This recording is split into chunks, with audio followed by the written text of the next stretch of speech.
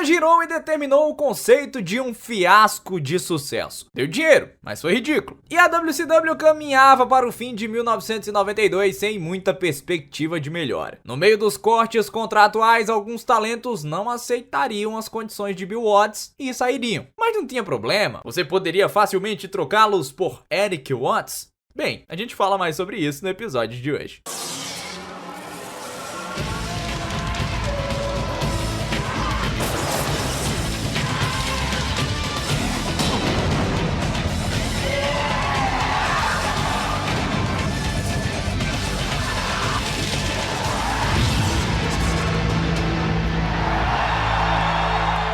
Uma empresa com a moral na sombra do fundo do poço, perdendo talentos, shows horrorosos, audiência decadente e sem direção nenhuma, como se fosse um trem desgovernado sem condutor. Isso era a definição perfeita do que a WCW sob o comando do Bill Watts, ou descomando, havia se tornado. A empresa não construía para o futuro. Simplesmente era um apanhado de ideias dos anos 70 que era jogado no ar de todo jeito. Os cinturões eram usados como tentativa de segurar pessoas que claramente tinham interesse em sair. Como fizeram com Scott Steiner, que, se você ficou até o final do vídeo anterior, viu que se tornou Television Champion. Internamente, os homens do escritório da WCW também se preocupavam com a audiência que não parava de cair. Recordando de quando a empresa foi adquirida, a ideia da emissora era de que o wrestling era uma programação barata de ser produzida e que gerava um retorno de audiência consideravelmente alto, o que já não era mais o caso e gerava pressão interna por mudanças. Como medida principal, o Bill Watts apelou para o passado de glórias e começou a exibir semanalmente alguns combates antigos,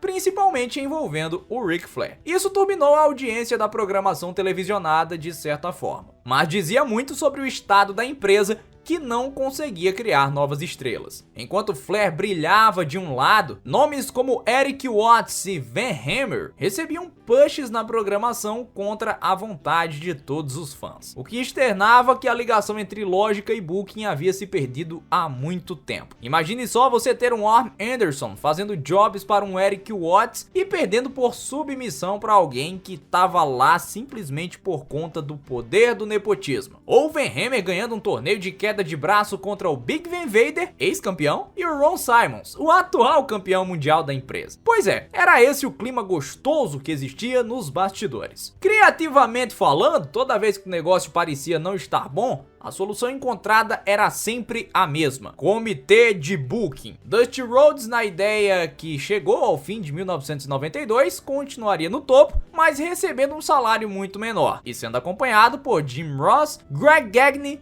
Bill Dundee, Mike Graham e Larry Zbyszko, com o Magnum TA e o Ole Anderson correndo por fora como opções pouco consideradas. Antes do Natal de 1992, eles começaram a traçar esse novo comitê para fazer com que 1993 não fosse o último ano de atividades da WCW. Só que antes de pensar no ano seguinte, a empresa estava pensando no que fazer para terminar 1992 de uma maneira digna. Restavam dois grandes eventos, o Clash of the Champions 21 e o Starrcade 1992, que poderiam representar uma virada de chave após um Halloween Havoc em que a crítica foi unânime em dizer que teve um dos piores cards da história do wrestling profissional. Mas estes dois cards que estavam para acontecer não iriam contar com um nome forte na empresa nos meses anteriores: Jake the Snake Roberts. Grande crítico da falta de cobertura médica e sempre imerso em problemas pessoais muito bem reconhecidos e explicados, o Jake Roberts deu entrada num centro de reabilitação e parou de aparecer nos eventos programados da WCW. Já naquela época, o Jake Roberts voluntariamente já havia entrado na reabilitação enquanto ele estava na WWF e passou por períodos de suspensão por ter falhado em testes de drogas em pelo menos 2 ocasiões. Aos 37 anos de idade, o futuro da carreira do lutador parecia em xeque. Ele até voltou a lutar, mas nunca mais pisou na WCW. Isso afetou as programações para o torneio King of Cable, um torneio feito para celebrar os 20 anos de wrestling na Superstation. Jake Roberts era um dos 8 lutadores escolhidos pelos editores da revista da WCW. Apesar de toda a estrutura ser construída para celebrar os 20 anos na TV a cabo e até ter lutas dentro do Clash of the Champions, a final viria a ser no pay-per-view Starrcade, não procure sentido nas coisas e você viverá uma vida muito mais saudável. Para o lugar do Jake Roberts, o The Barbarian foi colocado num line-up que também contava com Brian Pillman, Sting, Rick Rude, Dustin Rhodes, Tony Atlas, Big Van Vader e Barry Windham. No fim das contas, o torneio foi usado como uma forma de dar um push, de escalar o Sting de volta para o topo do plantel, merecidamente, e sem colocá-lo envolvido com o Ron Simmons, o campeão mundial, de uma forma direta. Em uma final bem stiff,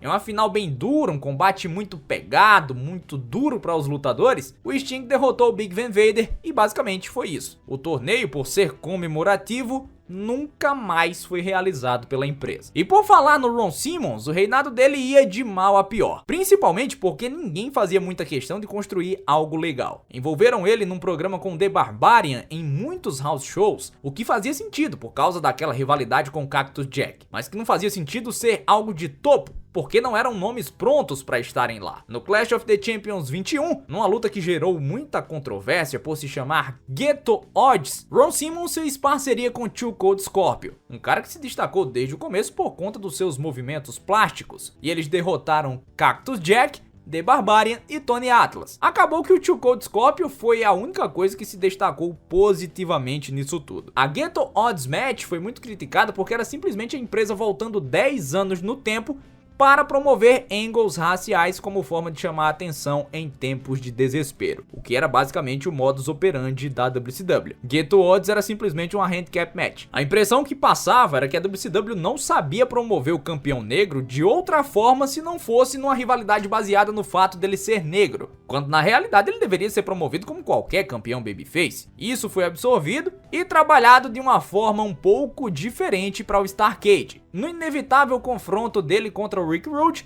a história era que a Madusa, a manager do Rick Rude, conseguiu um histórico médico do Ron Simmons e descobriu que ele tinha uma lesão secreta na clavícula, o que deveria ser o foco de Rick Rude dentro deste combate, em que ele almejava conquistar o WCW World Heavyweight Title e ser campeão duplo, porque ele ainda estava de posse do United States Championship. Acabou que não aconteceu nem uma coisa e nem outra. O Rick Rude estava sofrendo com uma hérnia de disco cervical e mesmo com a empresa segurando os planos até a última hora, não foi capaz de enfrentar o Ron Simmons no Starrcade. E diante da lesão que o deixaria de molho por um tempo considerável, isso deixaria também o United States Title vago após 14 meses de reinado. Um torneio viria a ser realizado para o First Contender, mas foi convertido num torneio pelo título que coroou o Dustin Rhodes como o novo campeão. Apesar da melhora nos shows, a audiência televisiva continuava baixa com a programação original. O remédio para a WCW era Star Power,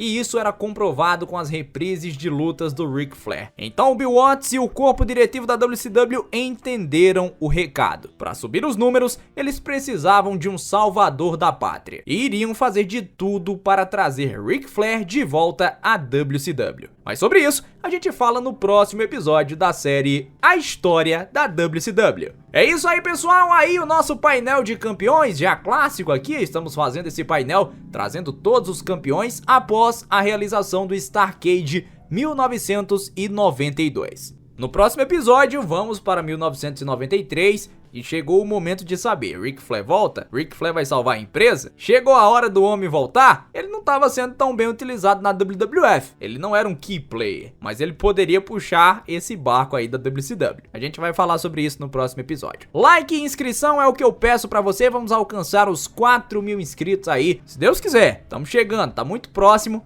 e eu conto com a sua colaboração para isso, tá certo? No mais, por hoje, é isso. Tchau, tchau, galera. Fui!